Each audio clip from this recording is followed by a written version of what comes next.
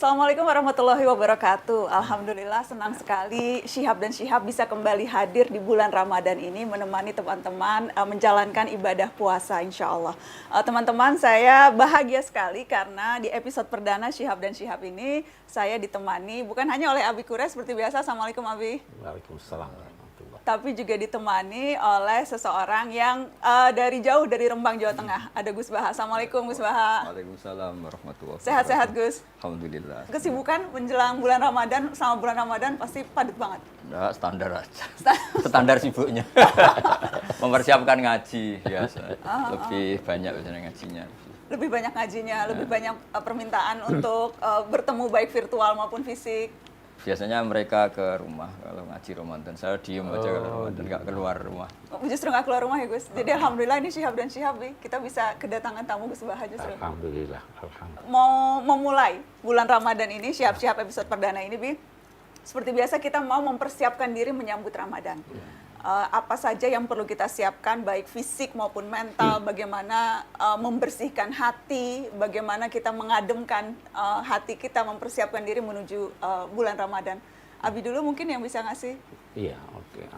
Sebenarnya itu tercermin dari ucapan selamat datang Ramadan itu, marhaban. Marhaban itu terambil dari kata rahab. Rahab itu artinya lapang.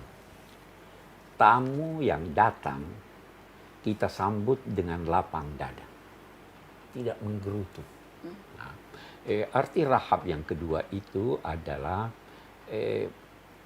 tempat mengambil bekal. Jadi orang musafir bawa kendaraan, ada tempat yang dinamai rahab, tempat luas untuk mengambil bekal atau memperbaiki kendaraan.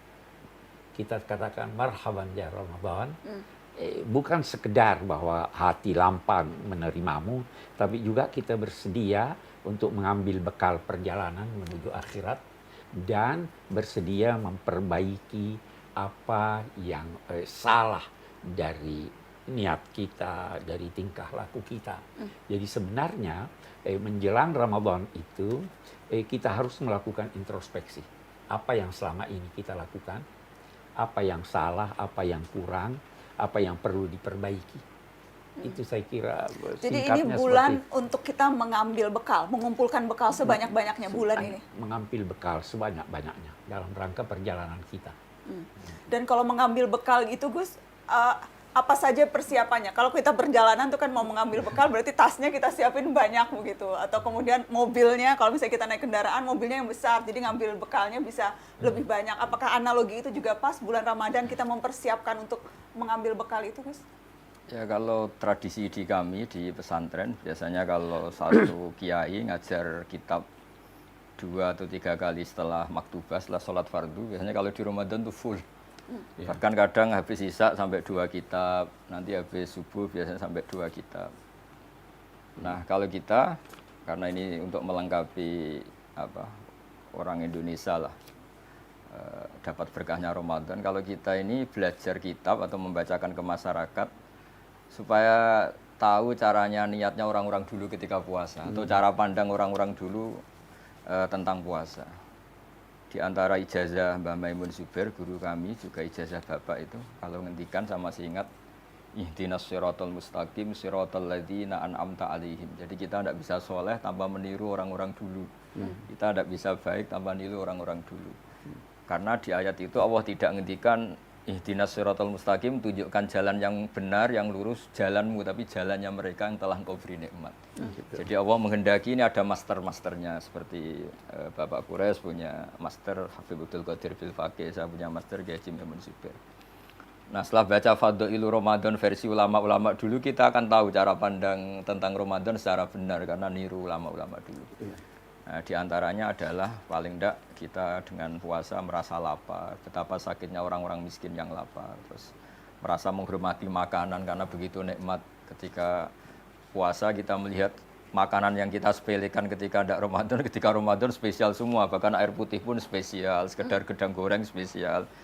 Dan itu hebatnya Rasulullah ketika muji Ramadan dengan hal-hal yang lumrah, yang wajar. Lisoim farhatani, farhatun inda iftari wa farhatun inda liqa'i rabbih. Jadi Nabi membayangkan manusia itu apapun hebatnya, ternyata kebutuhannya pokok ya makan itu. Hanya ketika buka itu senang sekali, meskipun nggak punya mobil mewah, nggak punya uang banyak. Sekedar ketemu makanan tuh senang sekali. Nah, di sini kata tadi Pak Kures cerita, sekedar menghormati makanan tuh ya tahunya setelah itu. Jadi benar-benar lukmah satu makanan sesuap pun sangat berarti. Sangat berarti. Nah, di sini ada syukur yang luar biasa. Jadi, nah itu kalau kita tidak baca beberapa literatur yang dikatakan ulama-ulama dulu, mungkin kita tidak tahu. Betul. Iya, Abi ingin garis bawahi apa yang dikemukakan Gus Baha. Banyak sekali sebenarnya yang ini yang penting. Yang pertama niat ini. Boleh jadi niat kita tidak sebanyak apa yang diniatkan oleh orang tua kita dulu. Ya toh? Jadi kita gabungkan itu biasa. Ala niat kata wa ala manawahu sesuai dengan niat gitu. Jadi itu berarti, dan ini penting, itu berarti ibadah kita gabungkan dengan ibadah yang lalu-lalu. Sehingga Allah memperlakukan kita bukan sebagai perlakuan terhadap satu, tetapi perlakuan terhadap banyak. Ada contoh yang diberikan oleh ulama di Mesir itu, seperti kalau kita membeli sebiji jeruk, akan sangat diteliti ya. Nah, tapi kalau kita beli 1 kilo, kurang-kurangnya itu, karena kita ikut. Sama kalau sholat, tidak baca Fatihah, tapi dapat rukuk sudah dianggap 1 rakaat. Nah, jadi ini saya kira yang perlu, itu yang saya ingin garis bawahi, bahwa niat kita itu, dan itu sebabnya Imam Syafi'i dalam mazhab Syafi'i, niat itu harus setiap hari. Iya, harus diinapkan, harus tabyid. Harus diucapkan, harus dimantapkan dalam hati. Karena yang menentukan nilai sesuatu itu niat, bukan amal seseorang. Niat. Begitu ya, Gus Baha. Karenanya penting sebelum memulai beribadah, sebelum memulai Ramadan, niatnya harus diucapkan. Niatnya harus diucapkan, walaupun mungkin ya kalau kita berkata diucapkan, tidak pengucapannya itu memantapkan apa yang di hati, tapi niat itu harus dimantapkan di dalam hati, bahwa saya akan berpuasa hari ini. Begitu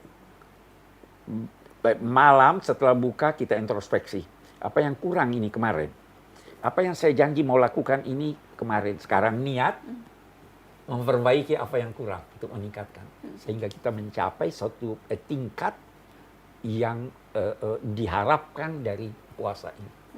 Kalau tadi Gus Baha bilang bahwa kita berkaca pada guru-guru, pada orang-orang tua kita dulu, apa misalnya tradisi atau apa yang dicontohkan, diajarkan, bagaimana kita menyambut Ramadan maupun kita beribadah selama bulan Ramadan, Gus? Saya cerita yang satu yang serius, 2 yang guyon, tapi ini sama-sama penting dalam latihan berpuasa. Misalnya tidur ya, naumus shaim ibadah, tidurnya orang puasa itu ibadah. Dulu mungkin seperti dawuhnya Pak Kures tadi, kita tidak akan sampai levelnya niatnya orang-orang dulu. Orang-orang dulu tuh bisa melihat, misalnya, saya kalau sering guyon kalau ngajar usul fikih, semoga para malaikat kalau nilai kita tidur itu bukan hada tarokat tahajjuda, wa hada tarokat duha, wa hada taroka nawafilal khairat. Ini orang tidur berarti ninggal sholat duha, atau ninggal tahajud, atau ninggal ibadah-ibadah yang lain. Tapi malaikat atas nama usul fikih juga menilai hada tarokal ma'asiyah, orang ini meninggalkan maksiat. Kalau dia terjaga mungkin lihat hal-hal yang dosa, atau ngerasani orang, atau gosip, barokahnya tidur, dia meninggalkan itu semua. Akhirnya dulu yang kita melihat tidur sebagai hal yang biasa, barokahnya membaca literatur orang dulu, kualitas ayat wa min ayatihi manamukum billaili wan naharin terus muncul, karena dengan tidur meninggalkan sekian maksiat. Nanti kalau dilihat para ahli kedokteran mungkin akan memuji itu sebagai rohah, sebagai istirahat yang menjaga stamina dan sebagainya. Barokahnya kita sebagai kiai baca dan umat kita ajarin terus, mereka akan tahu cara niat bahkan saat tidur, sehingga dulu kita kalau puasa itu senang sekali, biasanya kerja, tidak kerja, biasanya apa, tidur aja dibiarin. Yang dulu dianggap tidur jam 9 itu buruk, gara-gara semua kiai khutbah naumul shaim ibadah, dimaklumin gitu. Nah, cara makluminya gimana? Caranya tadi, kita jangan berpikir negatif, wah ini kok puasa kok udah baca Quran, kok udah duha malah tidur. Tapi kita beri poin lah kalau ini tidak maksiat, kalau ini meninggalkan hal-hal yang buruk. Apa hal yang ingin digarisbawahi dari sini? Sangka baik. Sangka baik ya maksudnya. Ya, toh, ya, kita sangka baik. Sangka sama baik. Allah. Itu inti dari keberagamaan dan akhlak adalah sangka baik. Sangka baik pada Allah, sangka baik pada sesama manusia. Bersangka baik.